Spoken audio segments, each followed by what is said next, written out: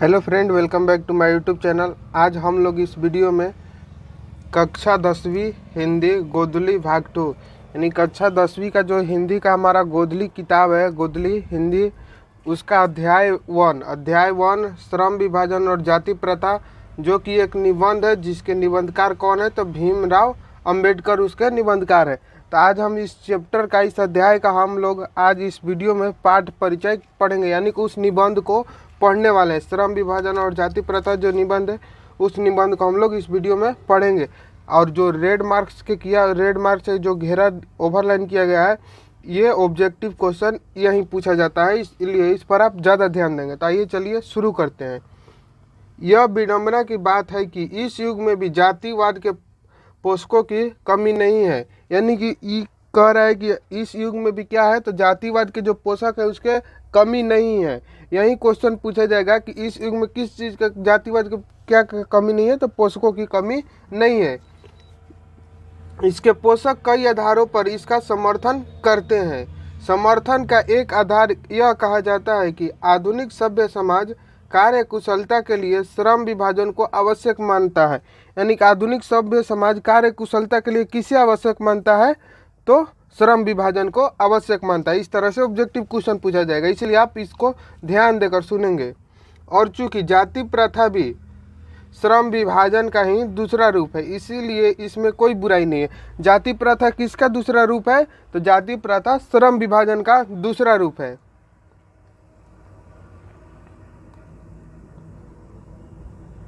उसके बाद है इस तर्क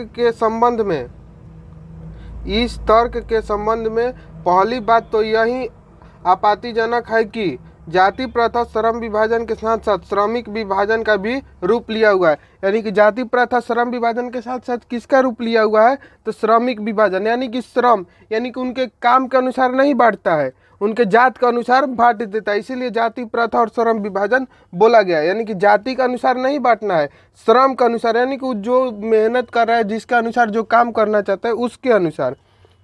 श्रम विभाजन निश्चय ही सभ्य समाज की आवश्यकता है, परंतु किसी भी सभ्य समाज में श्रम विभाजन की व्यवस्था श्रमिकों के विभिन्न वर्गों में अस्वाभाविक विभाजन नहीं करती।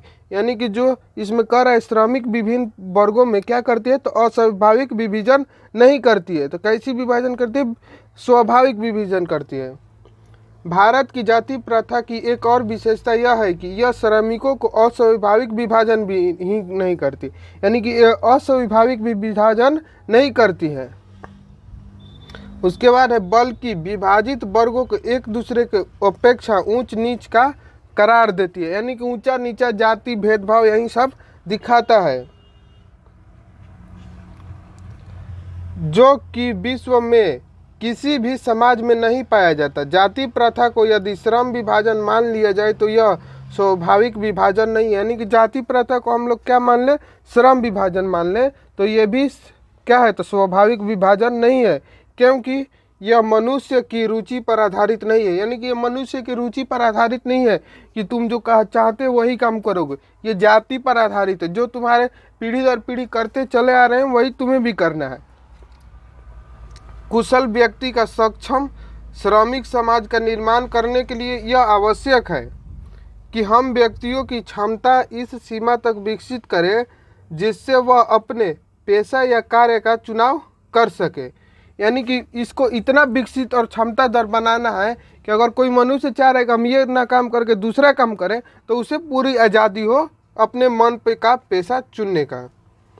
इस सिद्धांत के विपरीत जाति प्रथा दूषित सिद्धांत यह है कि इससे मनुष्य के प्रशिक्षण अथवा उसकी निजी क्षमता का विचार किए बिना दूसरे ही दृष्टिकोण जैसे माता पिता के सामाजिक स्तर के अनुसार पहले से ही अर्थात गर्भधारण के समय ही मनुष्य का पेशा निर्धारित कर दिया जाए। यानी कि माता पिता के अनुसार ही पेट में जब गर्भ धारण के समय ही क्या तो उनको डिसाइड कर दिया जाता है बच्चा को कि कौन सा वो काम करेगा, यानी कि जिस अनुसार से उनके पिता माता करते आ रहे हैं वही काम उसको भी करना है।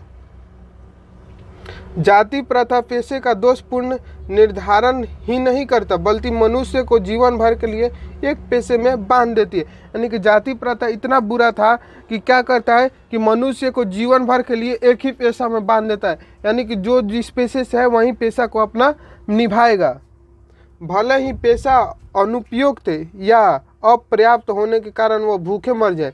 यानी कि वो पेशा उनके लिए हो या ना हो, उसमें बेरोजगारी है नहीं है, भूखे मर जाए, लेकिन उनको वहीं काम करना है।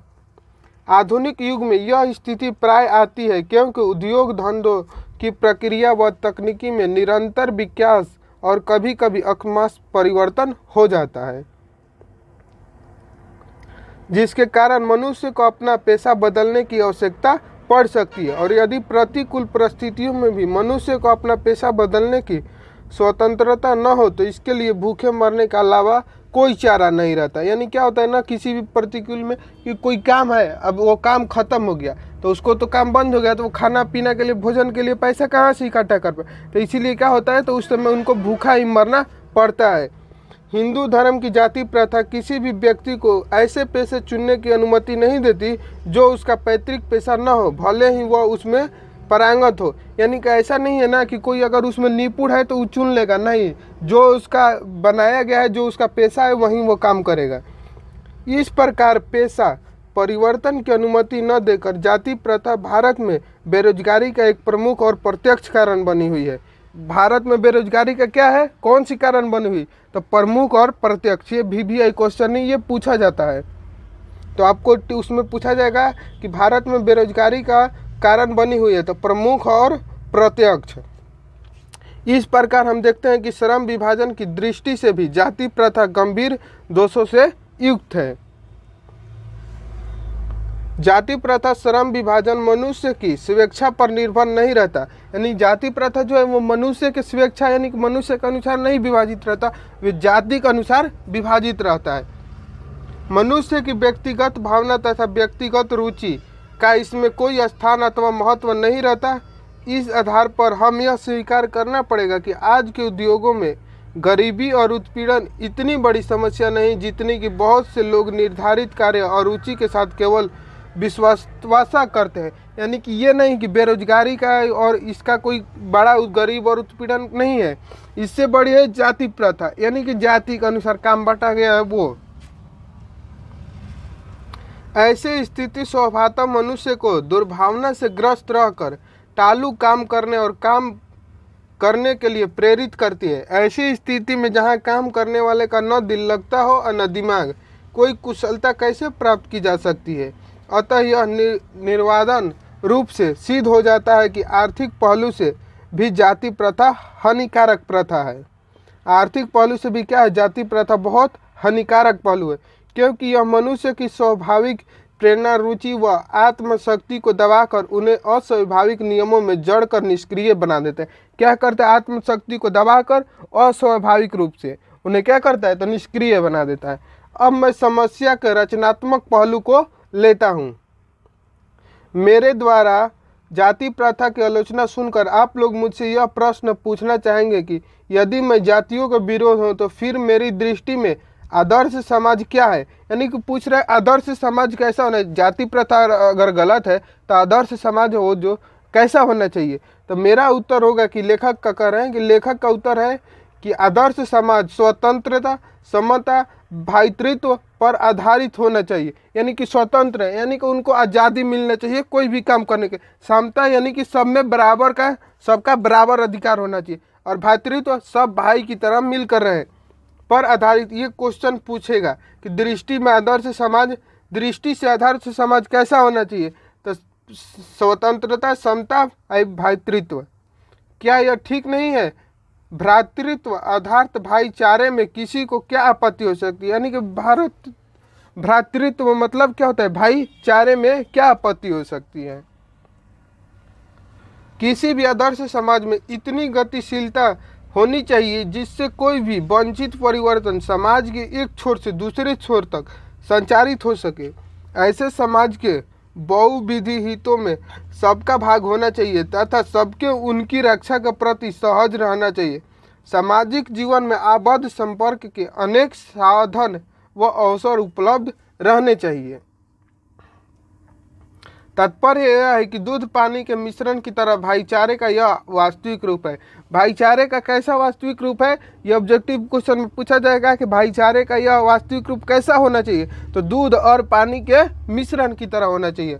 और इसी का दूसरा नाम लोकतंत्र है, क्योंकि लोकतंत्र केवल शासन की एक पद्धति नहीं है। लोकतंत्र मूलतः सामूहिक जीवन चर्चा की एक रीति तथा समाज के सम्मिलित अनुभवों के आदान प्रदान का नाम है। इनमें यह आवश्यक है कि अपने साथियों के प्रति श्रद्धा व सम्मान का भाव हो। यही था उनका जाति प्रथा और श्रम विभाजन निबंध। उस निबंध, यह निबंध क्या हुआ तो खत्म हुआ। यहाँ पर ऑब्जेक्टिव क्वेश्चन भी बताए हैं कौन कौन है, और लेखक परिचय भी हम करा चुके हैं पिछली वीडियो में। अगर आप नहीं देखे हैं तो जाकर देख सकते हैं। ऑब्जेक्टिव भी करा दिए हैं, लेकिन ऑब्जेक्टिव फिर से कराएंगे नेक्स्ट वीडियो में। तो मिलते हैं नेक्स्ट वीडियो में, तब तक के लिए जय हिंद।